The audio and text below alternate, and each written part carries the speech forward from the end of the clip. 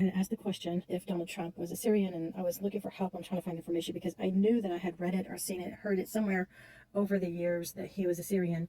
And now, of course, everything says he's not. I think like I remember even somebody who had read his documentary and watched it said that he himself had claimed to be Assyrian in his autobiography years and years ago, but that is no longer found to be the case. Anyway, regardless of how that bug got put in my ear, it was there. So when I went to go look it out to see if I could find any information about it, I couldn't find it, so I reached out for help. Someone sent me this video. And so in the process of looking at this video right here, which is in Arabic for the most part, so you'll need to have it translated or translate it yourself if you can. I haven't finished doing that yet, but when you get to the 1 hour, 38-minute mark, that is in English. So that conversation in this video and this comment down here led me to my next step. This right here. I was trying to find information about this place here. And so then I looked it up by the title. Oh, it was founded by Assyrians around 2000 BC, which is centuries before and independently of ancient Rome, it says. So imagine my surprise on that. But then I found this, the map of Germany, and this is where that place is located.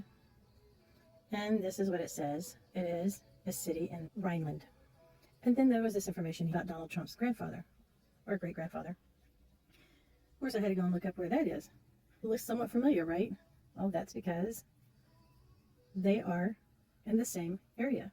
And if you pay attention down here, where his grandfather's at versus where this is at, same place. Both places established by Assyrians. All of that somehow led me to this video. And this is all in English. And this guy does a really good job going back to the biblical days of when the land was established and when the Assyrians were first founded in Germany. As of 10 years ago, brings it up to current date. And if you want to bring it up to 2025 current date, by all means, you can do the research into that. The point is that Germany, and the place that Trump's family was established, was Assyrian land. They were Assyrian, therefore Trump is Assyrian. So in the midst of all that, I ended up being here. And as you read through this, it's talking about the Ashkenazi Jews, and the Ashkenazi Jews were Middle Eastern, and they were taken by slave trade to Italy, from Italy to Rhineland. If you read further down the article, you'll see.